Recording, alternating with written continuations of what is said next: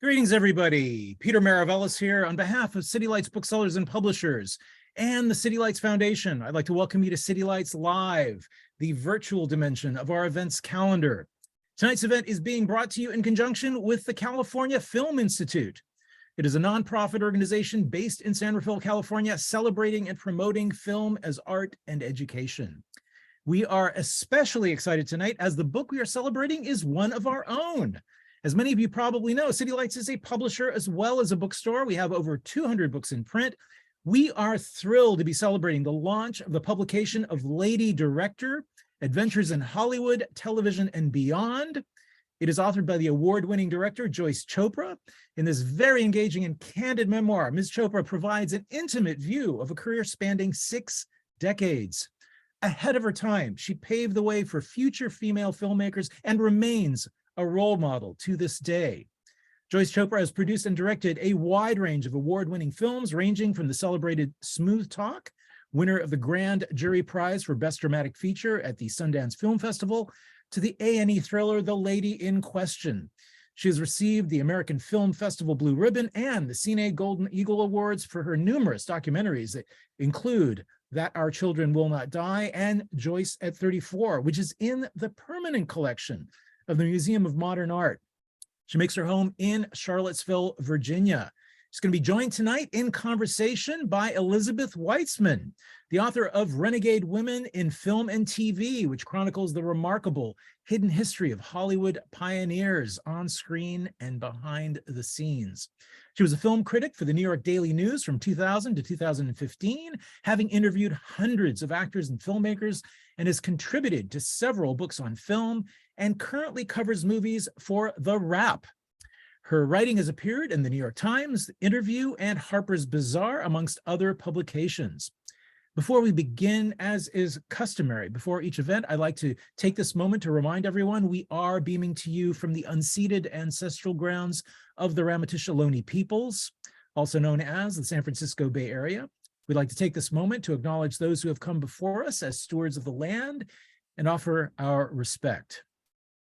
So without much more ado, please join us in welcoming Joyce Chopra and Elizabeth Weitzman. Welcome to City Lights Live and congratulations. Thank you so much, Peter. I'd like to second your lovely welcome to everyone and say my deepest congratulations to you, Joyce, on your absolutely incredible memoir. It is warm and open and moving, and most of all, necessary. You know, things are not always easy now, of course, but sometimes we forget or never even knew just how hard they once were. And the stories of so many pioneering women in film and television have been overlooked or erased. And I know that you didn't have the benefit of their examples or inspiration, which makes your book, among many other things, a true gift for all of us. Well, I wonder, may we start with you reading the beautiful prologue? I think we should just jump right in because it does such a great job of bringing us back to the place where your extraordinary career began. You know, I wrote it after I completed the book, and I realized I didn't set the stage. You know, other people wouldn't know how strange it was in a way when I started. Okay, I want to read prologue. When I was about 22 or so, I purchased a Bolex film camera and never once dared to use it. It just sat on a tripod in the corner of my room, staring at me reproachfully. Becoming a movie director had taken a firm grip on my imagination, but I had the vaguest idea how one managed to do that. There weren't any film schools that I knew of, and even more problematic, I couldn't picture myself in the director's role, since I'd never seen a movie directed by a woman. Even the film history books that I collected to educate myself never mentioned a single one. It didn't strike me as odd. It was 1958, and that's the way the world was. I would have been astonished if anyone had told me that a French woman exactly my age, Alice Guy, was the first person to direct a 1-minute movie with actors in 1896 in Paris. or that 20 years later, an American woman, Lois Weber, would become the first person to direct a feature-length film, for the newly formed Universal Studios in Hollywood. I would have been equally amazed to be told that yet another woman I never heard of, Dorothy Arzner, directed major films all through the 1930s, starring the likes of Katharine Hepburn and Joan Crawford, having begun her own transition into the world of talkies along with the silent movie star Clara Bow. Miss Bow's fear of microphones was so intense that it prompted Arzner to invent the boom mic by attaching a microphone to a fishing pole that followed the actors around the set where she couldn't see it. But none of these accomplishments would be recognized until many years later, when scholars began to uncover women's roles in the early days of movie making. It's frustrating to think that I knew nothing of their work at a time when it would have helped me to feel less insane to think of such a career for myself. But even if I had known that other women had once been successful film directors, I would have been dismayed that their success didn't last. By the 1940s, when Hollywood became a very corporate world, not one woman could be found sitting in the director's chair, except the actress Ida Lupino, who survived by forming her own production company and hiring herself. Like Lupino, I too had started my own business, Club 47, a folk music venue in Harvard Square that drew a devoted audience from the day it opened. But once the club was up and running, I became restless and unable to stop myself from obsessing about making movies. I even started a weekly film series. Excuse me, that on the nights we were closed, so I could see films I'd only read about, and then watch them a second time to take notes on how they were shot. In a way, these private viewings were harmful. The more I learned, the more convinced I became that I was deluding myself. How could I possibly think I could be part of such magic? I also doubted that I had the courage to leave my familiar world behind to venture into the great unknown. It took a year, but obsession finally won out. I gave my treasured Bolex to a friend who I hope would actually use it, and sold my share in the club to my partner. With $1,500 in my wallet and a backpack, I set out to find my way. Ta-da! And that's kind of crazy when you think about it. But you told me the other day when we were talking before meeting here online on Zoom, that books about this women weren't written until the 1990s. Am I right? Or even later. It's true. So crazy. And I feel like you really did set the scene there. I mean, there's so much that happened in your career, starting from that first camera that you didn't even use. And that image is so indelible to me. I know your start was filled with challenges, including a trip to Paris that began with high hopes for your career and ended with one dispiriting experience after another. And it is honestly, I think, remarkable that you kept going in the face of so little support or opportunity for young women at the time. So I wonder if you could also read for us what happened when you returned from Paris to New York, when you were, I know you were only about 24 and hoping to somehow find a way to pursue your dreams of working in film. Well, that's what an obsession is. I think a lot of people have it about whatever they choose to do. You just can't get it out of your head. And I really did. I went to Paris because I had been there on a junior year, one of those, and it was there that I went to a place called the Cinémathèque Française. And they were showing movies by country or by director. And the people who were there were busy analyzing them. And they didn't say movies, they said film. And I'd never heard anybody refer to a movie as a film. So that's really where I think the seed was planted, because of those wonderful conversations. And I was reading there was a magazine called Cahiers du Cinéma, and there were critics, Truffaut, Godard. They hadn't made movies yet, but I was fascinated by all that. So anyway, skipping not way ahead, after the club, finally got tired of ordering supplies for the kitchen and dealing with dishwashers not showing up. And I said, I've got to go. I've just got to do it. So I went back to Paris to start with. I had the names of a few producers And the first, well, within 5 minutes, one grabbed my breast, the second one grabbed my rear end. And I just couldn't believe this was happening, but it was normal. I mean, it was just so much part of the fabric. So finally left, and I went to New York. And like a lot of people who do this, I had a long list, not a very long, a list of names, so to say, where I might get jobs. And after sleeping on a friend's couch, I think it's very typical the way these things work. And on the bottom of my list was I was sent to a place that was really they were part of a revolution in documentary filmmaking. They invented the handheld camera style, which we now call cinema verite, where you see on every documentary, every television, every even dramatic show on television, people are always walking hurriedly down corridors discussing the latest case on Law and Order. Anyway, I wound up working for these people. They were just great. And they had just finished a film called Primary about the primary fight in Wisconsin. I'm talking about 1960 between John Kennedy and Hubert Humphrey, the senator. And Kennedy loved the film and told them they could come and film his inauguration.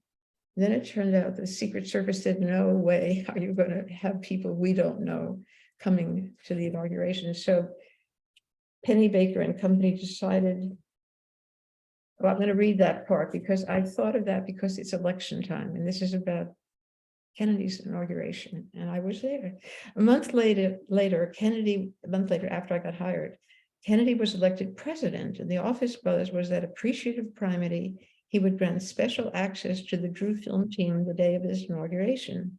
Unsurprisingly, just a week before the event, that access was denied by the Secret Service.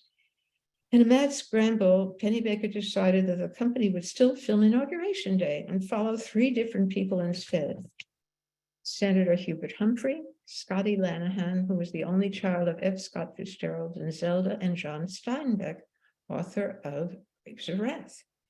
Senator Humphrey was assigned to Ricky Leacock, and to my astonishment, he asked me to be his what they called sound girl. I panicked since I'd never been on a film shoot and knew absolutely nothing about how to record sound. But Ricky assured me that an hour's lesson with the new portable Nagra tape recorder would more than do.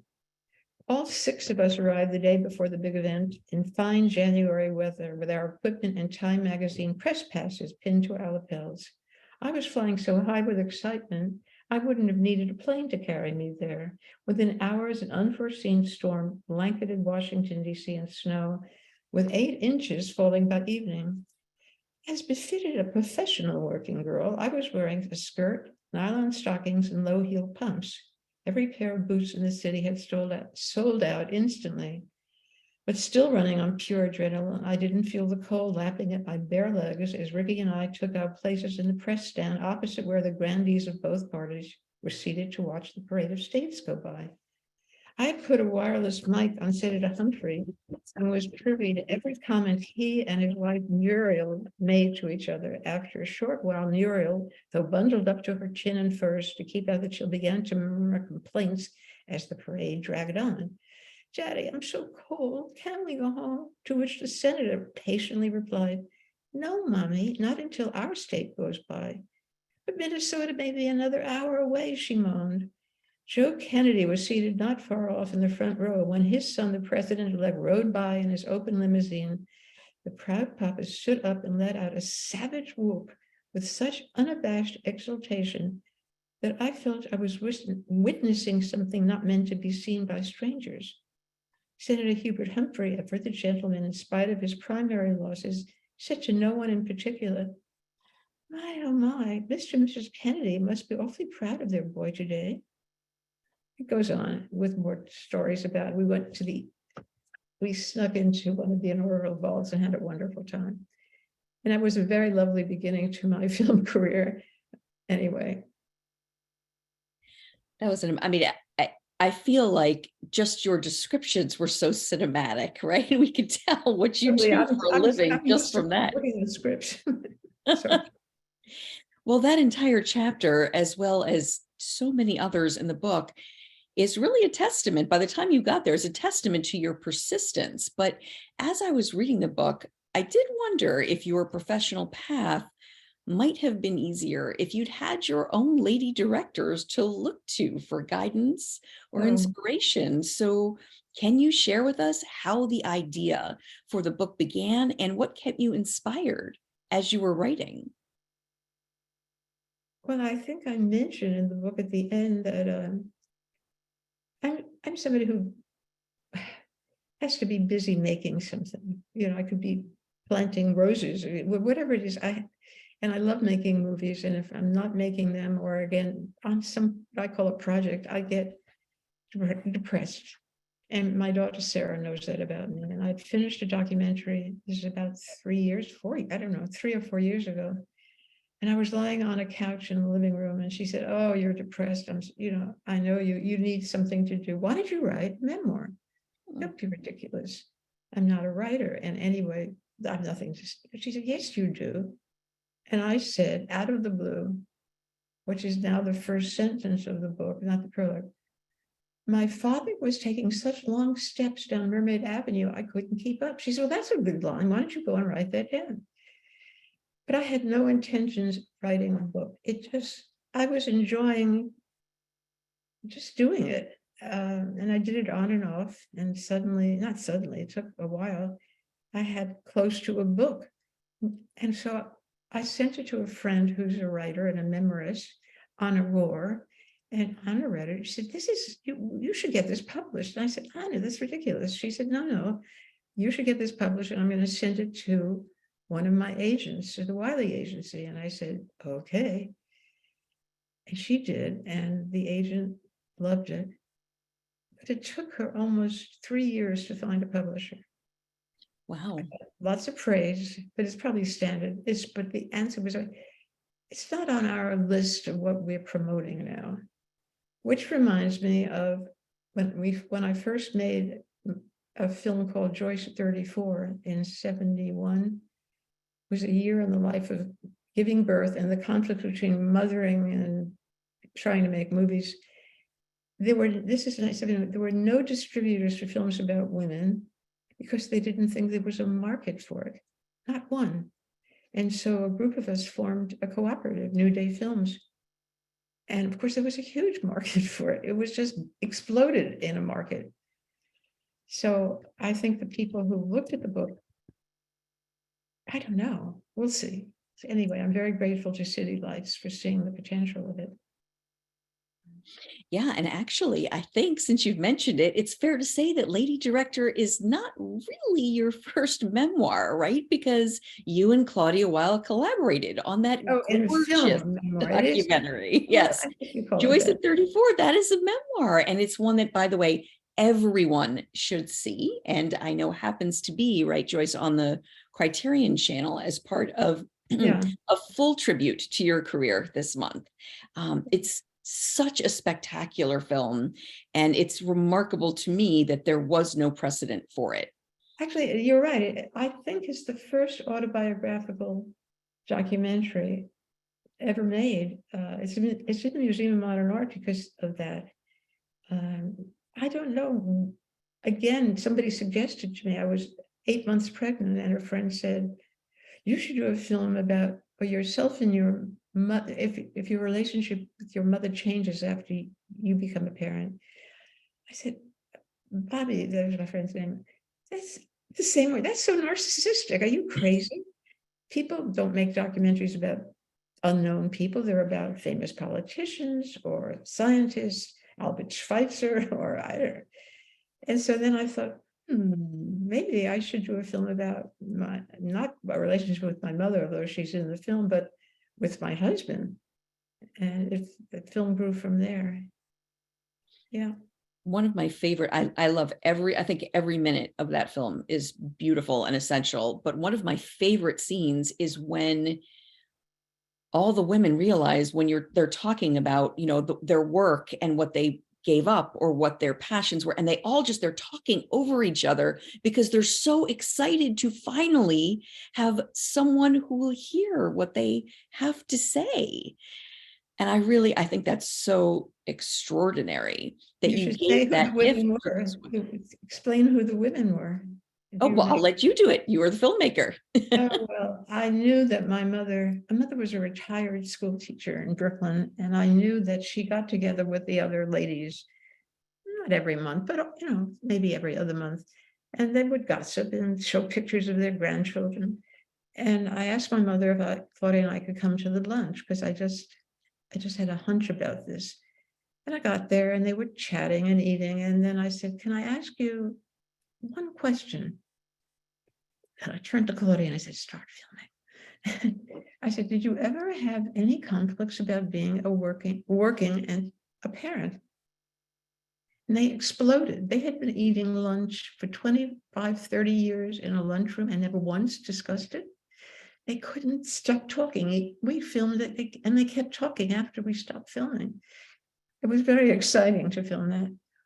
Yeah. And explosion is the perfect word for Yeah, it. I mean, all of them just, it's like no one had ever asked them, So then I have to ask you this, because of course your narrative work is also extraordinary. So do you go back and forth between narrative and documentary filmmaking, and I am wondering, do you have a preference, or does each give you something essential to your own creative inspiration? No, I don't have a preference, really. I mean, I started in documentaries, and I didn't make my first fiction film till I was in my later 40s. And you learn so much when you do documentary films. And now the last 10 years, I've returned to doing documentary films. It's just, I love working with a good script and with actors. It's very gratifying. And set designers, on and on. You create a whole world. With a documentary, you don't create a world. But for me, I try to pick what to film in that world. So it's not as though I just roam around with a camera with a subject, and keep filming. Fred Weitzman does that much more. Well, that's what he does. Well, actually, I have been particularly struck as I've been going through your work again by the very thoughtful way that you've chosen each of your subjects. Do you see filmmaking as a form of activism as well as an artwork?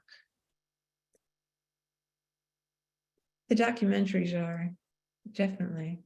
I mean, the most recent one was about a young girl, teenager, who has cerebral palsy. And that's a huge subject of people who are handicapped, and how she doesn't want to use the word inspiring. She hates it. She's, "I'm not inspiring. I'm just a person who, can't walk in a certain, I have to learn a whole language about disability doing a film like that." Yeah, I was in Nicaragua 2 or 3 years ago doing a film about climate change. Nicaragua and all those Central American countries coffee crops are being devastated by a fungus because of climate change. It doesn't get cold enough to kill it. Anyway, again, so yes, it's activism. Mm-hmm. I think one could say that the narrative films that you've chosen also are a form of activism, right? You give voice often to women, but to people who haven't perhaps had a voice or been focused on enough, almost like the women in the documentaries that you make. Yes, but a lot of them, though, were films for television. I did all through 1990s that were what we call movie of the week. They used to be, again, it seems like 100 years ago, but it's not. It's only 20 years ago that it stopped. But for decades, every Sunday and Wednesday night, there was a movie of the week. But I was often hired to do a film about women, which is ridiculous. So no, I don't know about that. I'm not sure I agree with you. I wish I could say that all my films were activist films, but I don't think so. Fair enough. That's fair enough. Well, I am sure that we have some aspiring or new directors with us tonight, as well as writers and others in creative fields. So, can we take advantage of this time with you to ask what might be the most important advice that you might give them for their own careers? Just keep doing it, keep trying. I don't have any other advice because my life is so many accidents, and people I've met, things coming together and not coming together. But because I just kept going, I think I end the book that way. I had a hard time figuring out how to end it, and I couldn't. I have numerous endings, and I think I ended with just keep going. Yeah. Yeah, If you care that much, just keep trying, and something will happen. that's beautiful.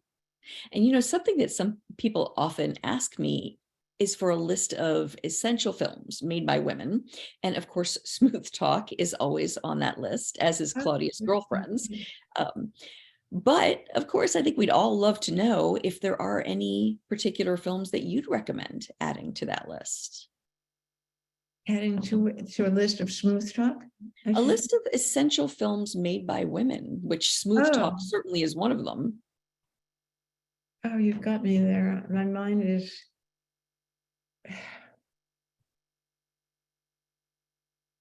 I can't recommend any to you right now because I'm not focused on it. I'm sorry. No, that's okay. If anything pops into your mind as we're talking, There are let us so many know. gifted women and so many wonderful movies, and I'll think of it as we're talking about other things. Okay.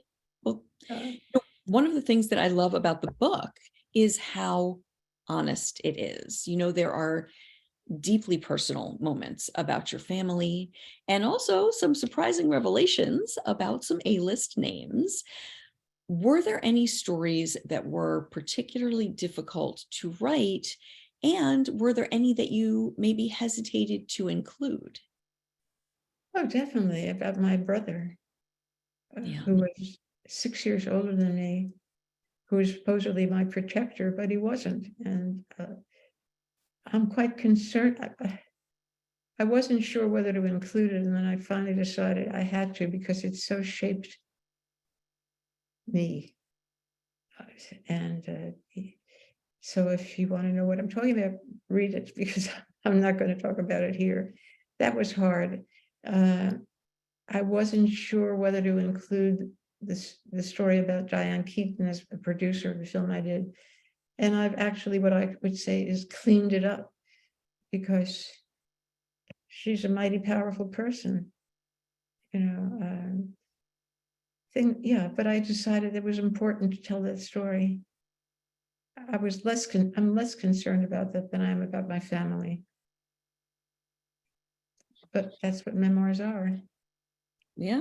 Family is the base. It starts with my family. Right. Yeah. In Coney Island. That's right. So I'm going to open up questions to the audience. So if anybody has anything to ask, just drop it right in the chat. But I do have one more question as people are writing. One of the most, and we've just sort of talked about this a bit, but one of the most beautiful aspects of your memoir to me is the way that you have bookended it. On the very first pages, we just heard you name check Alice Guy Blaché and Lois Weber and Ida Lupino, as if you want readers to know about the women who were really hidden from you as you began your career. And I won't share the ending because everyone should experience it for themselves. But I will say that, and you've hinted at it a little bit, but it did bring me to tears. And I am wondering what you most hope that people will take away from the book once they've read it. Ooh. But I want to talk about the book at a different angle. What you talked about, I mentioned the Bolex film camera, which was, they still make them, I think. My book is also a history of how we made movies. I went through every editing stage of equipment, finally using video. I cut my movies now on my computer at home, but it was such a journey and it all took place I started in 1960, and I'm still making it, God, how many, 40, 50, 60 years later. I'm sorry, I've lost your question. Please No, go. I think that's exactly what I was wondering, is sort of what you were hoping people to take from it. And you have given us a history of film, really, as well as your own history. Yeah, and it's a history of the way one person's way of doing it and all the barriers. I was always dodging and moving here and looking there, and sometimes I'd have a great producer like the man who lives in Marin, Martin Rosen, who produced Smooth Talk, who just made it happen. And some who were awful. I worked with Harvey Weinstein. I wasn't subject to sexual predations, but he was such a bully. He's awful, awful person. Yeah, I've had my share of strange people that I've worked with. Is Sidney Pollack too? Yes, that was another wonder. God. Yeah. Yeah. Well, I see.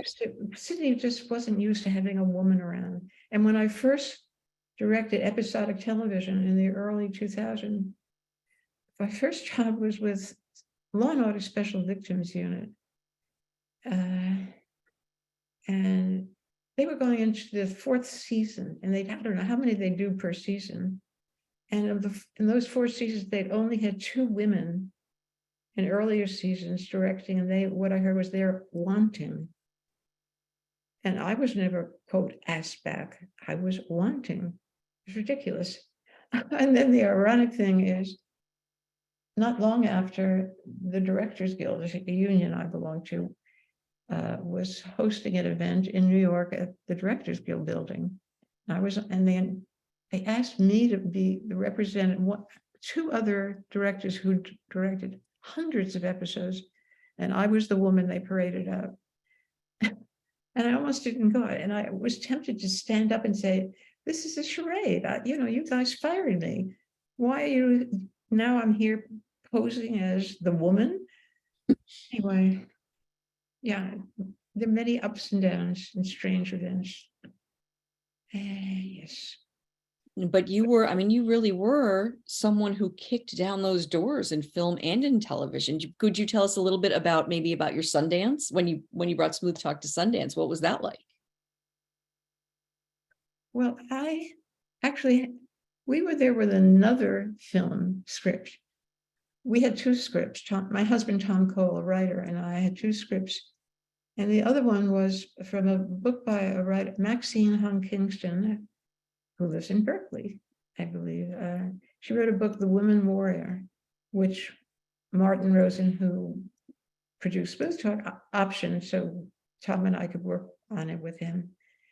And so we sent, when Sundance announced they were going to have a June Lab for first time documentary, filmmakers, we sent Woman Warrior thinking that would probably be accepted. And Tom and I went for a month to try to learn how to direct a fiction film.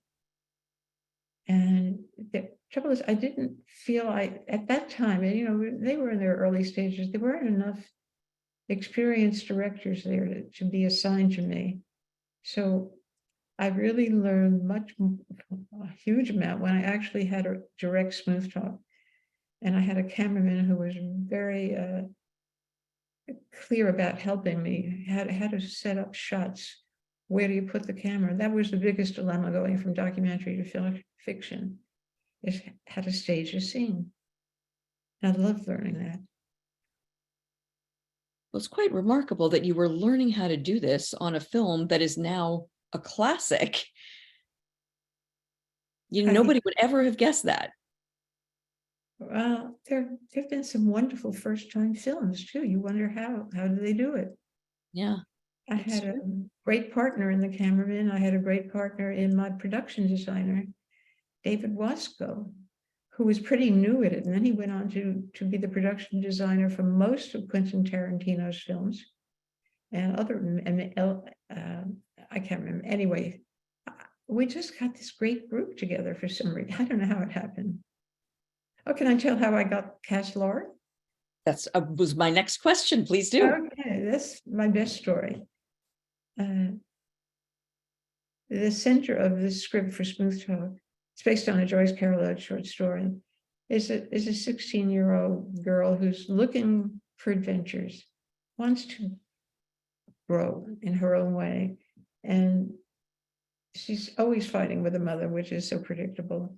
And we couldn't find anybody to play this part. Every actress who auditioned for us just made her a little bitch. I know I shouldn't even use that word anymore. My daughter tells me I shouldn't use that word about women. I don't know if you know a bitch. Anyway, 2 weeks before filming, we still hadn't cast the main part. And Martin Rosen, the producer, we were together in his production office in San Rafael. And he was talking to a friend who's a photographer on movie sets. And he handed me the phone. He said, "You've got to hear what she has to say." Because Nancy Ellison, who was living in Malibu Colony on the beach, she said, "I know her. She's walking by my window now." And she spoke about the character in our movie as though she was a real person walking by her window. Who was walking by her window? She said, "Bruce Dern's daughter." And she was so strange. So then I called Laura to set up an appointment. I was going to fly to LA to audition her. And on her answering machine, she was playing a James Taylor song, Handyman, which is part of our script. There's a scene in which the character is dancing to James Taylor's Handyman. Okay, this is pretty strange. Anyway, I go down and meet Laura, and she drives me to the studio, and on her stick shift, she has a postcard of James Dean, exactly the one the production designer already put up on the bedroom waiting for the actress to come and occupy it. It was so strange. Anyway, so between that, and of course, when she read, I fell in love instantly. She was great. And you stayed close over the years. I know you talk in the book about how often on sets everyone's very close and then you go your separate ways, but you and Laura always stayed close. Laura came and stayed with us on various occasions. Yeah. That's very nice. And we actually have a question here about another television film that you directed. What was it, from Ellen Wagner? What was it like to direct Blonde, which of course has been in the news lately, the miniseries about Marilyn Monroe? And how do you feel it differs from this year's movie, Blonde? Yeah. I wasn't going, okay. Again, Joyce Carol, who I based Smooth Talk's short story on, had written a novel called Blonde, and it's a fictional version of Marilyn Monroe's life. And it's somewhat fantastical. And I loved it. And I had just finished reading it when a producer friend called me, who produces television movies, Robert Greenwald, and he said, "I'm going to produce it as a mini series for CBS. Would you like to direct it?" Oh my God, would I? And we tried to, it was my way, well, I didn't write it, somebody else wrote it, a very fine writer. And I've forgotten about it. When it was on CBS, it got some decent reviews, but it was also panned by a lot of people, by a lot of writers, especially in the New York Times, which matters to me because I live on the East Coast. My friends read that paper. Okay, and so now here we are, 20 some odd years later, and out comes this version. I knew about this version. This man had been trying to make it for 10 years. The reviews were not good. And I said, I don't want to see somebody else's version of a story I cared a lot about. And then when the publicist at City Lights, Stacey Lewis, said, who was it? Hollywood Reporter wants to interview you and to compare the two. Just the same question you asked me. And I said, I don't want to do that. I don't want to speak ill of another director. She will find a way to go around. So I finally watched the movie. And I'll say here what I didn't say in that article. I thought it was boring because she is the Marilyn Monroe character is constantly not exactly sexually assaulted all the time, but sometimes, but she cries and she cries and she cries and she cries and she cries for 3 hours. And I didn't care for how he interpreted scenes, but I have a conclusion about all of this. I don't think anybody should do films about Marilyn Monroe. Everybody owns her, and they don't want to see a version of her that's not theirs. Wow, that's very So, interesting. Yeah.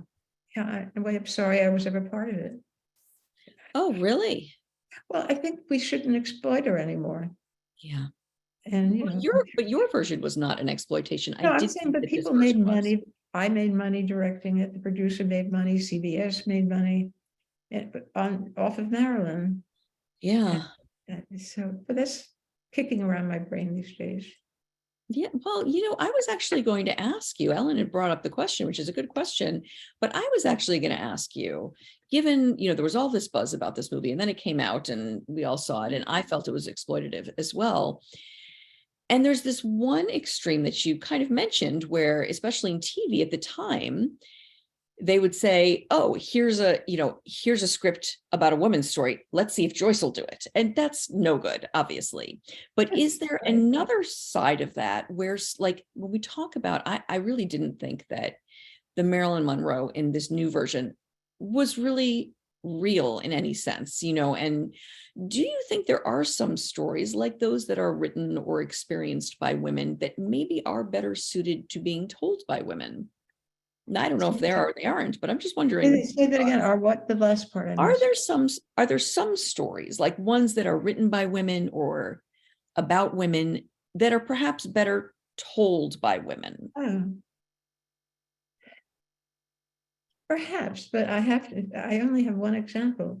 My husband, who's no longer alive, he wrote Smooth Talk, and I think he could do as fine a job as any woman about a woman. In fact, when he died, the New York Times called Laura Dern for a comment for his obituary.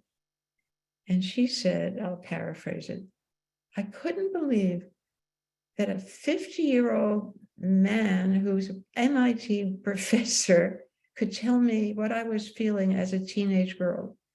She said, but he did. Tom just was open. He just had the imagination and interest and sympathy. So I know that's a question that also kicks around. Are women better at? But I don't like that division. Yeah. Well, especially considering that you were put in this place where early on in TV, they would say, okay, here's the woman's story. Let's get the woman to direct it. And that's tough to have to do. So what questions are awaiting us here? All right, let's see what we've got. What was it like? We'll go way back. What was it like to the beginning, growing up in Coney Island? What was it like? It was scary in a way. And I think I brought it on myself. I used to spend a lot of time where all those rides in amusement parks. It was a very prejudiced world. It was where I grew up, the time I grew up, was all Italians and Jews. And hardly any Black people. And if there were, they were cleaning houses, and even, but I hardly knew any. But I think it certainly affected me because I spent every Saturday at the movies. But I think a lot of people at that time, and they were double features, you really, Mama could get rid of you by sending you off to the movie on Saturday. So all in all, I'm glad I grew up there. Do you go back ever? I haven't been back in years. No, but I'd like to. Yeah. It's now all Russian. Right down by Brighton Beach, right? Yeah. Yeah. All right, so here's a question. What was the most challenging part of the writing process for you? Oh gosh, of any writing process, creating a living characters. In Joyce Carolos's short story, Where Are You Going, Where You've Been, which is we based Smooth Talk on, she was writing in a way an allegorical story. The characters aren't real. You have to create them. She did not, she had put lines about them. but that to me is what great writing is these characters just are real to you. And did that, because you are a filmmaker and because you know how to create worlds, did that come pretty easily to you as you were writing the memoir and going back and telling these stories? I wish I had more dialogue in my memoir. I do like telling stories through dialogue. You're right. It's from having worked on scripts for so many years. Yeah. Yeah. So was there a particular part of the writing process then that was most enjoyable for you, that you really just loved doing? I don't know if I have to back you up. I didn't love doing it, but I was interested in it. And I had nothing to draw on. I read a few books about how to write a memoir, and they weren't helpful. And I read other memoirs and they weren't helpful. So I just ignored it all and just plunged in. And I just kept adding and adding and adding things I remembered. And then huge amounts finally got cut out because they were, when I start writing about somebody, then I find myself telling the whole story about that person. And it's not my story. I just love telling their stories. So yeah, that was the hard part, but I had a really great editor at City Lights, Elaine Katzenberger. Well, many memoirs are kind of by definition about the person writing them, but I had the very strong sense, and I don't know if this is true, it's just what I was kind of picking up, that you were really writing for the person who is reading it. I mean, is that accurate? Did you have any sort of reader in mind at any point No, I as you were didn't. writing? I did not. No. No. I think It it's was, because when you, yeah, no. no. When you start the book with the prologue and you talk about Alice Guy Blaché and you talk about Lois Weber and you talk about Ida Lupino, and I just thought, oh, she's giving us the book that she didn't have when she was a young woman.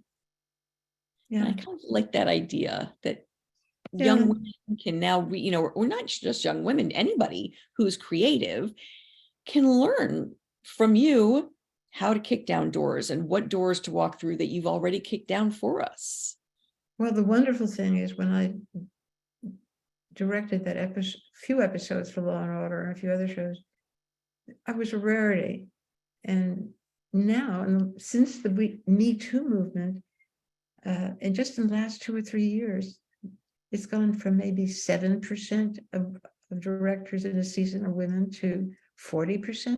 It's also talking about explosion. It's wonderful. Yeah. Absolutely great.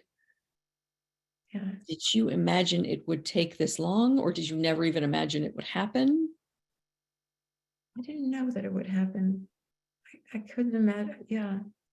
That really surprised me when I was reading about that. I was looking up those statistics for the end of my book. And I was shocked. And I had a sense of it, but I wasn't aware of how big a change it was. I'm thrilled. Yeah. Well, we have you to thank to a huge degree. And I know that we do need to wrap up pretty soon, but I just do have one more question. Are you working on anything new right now, or will you be taking a well-earned break until after the book is released? I'm going to be doing another documentary in the spring. Yeah, that's nice to know that that will be there. Yeah. Can you tell us anything about it or what it's about? Oh, I've been working, the films I described are going to Nicaragua. Is for a group, a woman started this nonprofit called By Kids, and she got a grant from Ford Foundation, okay, to start this, to basically seduce people like me to work for next to nothing, to mentor young kids to make movies about their lives, but not just any kids who have big stories to tell, like climate change, when I talked about it. And it's her idea, and I jumped on it immediately. The films I've been doing have been about such difficult subjects. And I said, I would love to do something that's happy making. And she said, I know the thing. She said, in Baltimore, a woman conductor, one of the first conductors of a national big symphony, started a program for kids who don't have the means to learn to be musicians, and they're learning at school and after school, and it's also affected their math scores. I mean, anyway, I said I love that subject. It's going to make me happy to do it. So that's what I'm looking forward to doing. Yeah. That sounds wonderful, and we'll all be looking forward to seeing it as soon as it They're comes all out. on PBS. She's very, talk about a woman who just keeps pushing, Holly Carter. And she has, she when she's done produced 5 films with people like me, they go on PBS. It's great. So we're going to go into season 4. Talk about determination. I love that. I love that. I love that you've got this lined up. I can't wait for us to see it. And in the meantime, of course, everyone is going to read Lady Director and go to Criterion, because all of your extraordinary films are on there and everyone should see all of them. Thank you so much for sharing so much with us. Thank you, everybody, for tuning in. This is great. Wish I could see you all and answer all your questions.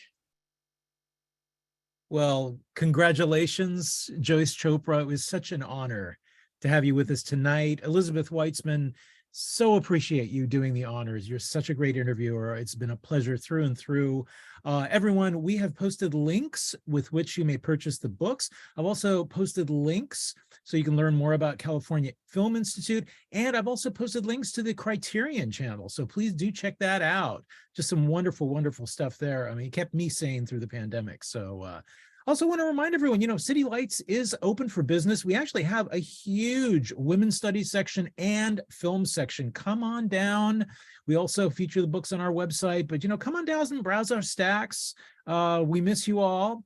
We also have extended hours now. We're slowly getting back to pre-pandemic hours.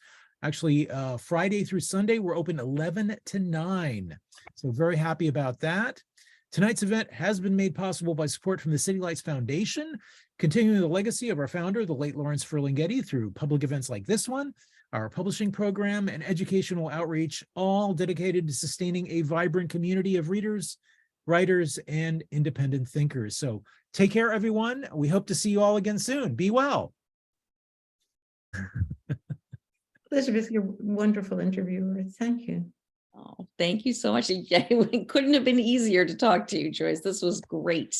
And I was so excited, as you know. I wish we could have answered. I love all these names here. I also see a few friends of mine, and I see my daughter. Oh. Well, we can still take some questions. I mean, yeah, we can. If anybody wants to post something, Well, there are 25 things in this chat thing below. We do have another question here, Joyce, which is, how does your daughter feel about the book? Oh. She knows so much about my life that she's a great advisor about what to include or not. And she's she's never sat down to read it from beginning to end. So I will go and say, what do you think of this? Or if Elaine Katzenberger, the editor and publisher of City Lights, suggests I take something out, I said, I'll think about it. But then I go to Sarah, I said, what do you think? Should I do it? She said, yes. So that's the final word. Yeah, she's got great judgment, I think. For me, she's got excellent judgment. And has she seen Joyce at 34? Because she certainly plays an important role in the film. Oh, yes, she has. Yeah. What does she think about that? I think I included something she wrote about it. I think she starts, I'm born, I can't, but basically I'm born over and over again. I'm born in Russia, I'm born, yes. Yeah, she's seen it. I don't think she's seen it for quite a while though. But it's normal to her. She was born with a movie made about, that's part of her life. And now everybody takes pictures of birth and what's going on in the first year and second and third. So people are used to it. It was the first live birth on television. What was the response when the film came out? People saw it. Oh, very positive, really. Except I quoted in the book because I loved this. It was in a movie theater playing with a film about I.F. Stone was an independent journalist, and they paired the two documentaries together. And I was outside sort of waiting, and nobody knew who I was, sort of eavesdropping, hoping I'd hear comments of people leaving the movie theater. And one man came in and he said, "I want my money back. I thought I was seeing a film about James Joyce and it's some ugly dame having a baby." I was so happy with that. Very funny. Yeah, it was a shock. I paid money to see a film about that. Yeah. Well, this is time to say goodnight. Well, it has been a wonderful night. Thank you, Peter, for hosting us too. It Yeah, was such a pleasure. Thank you both. thank you. And Bye. thank you all in the audience. As always, you help complete the circle. Bye, Stacy. See you soon. Bye, Elizabeth. Bye. Bye. Have a great night. You too. And thank you all for being here.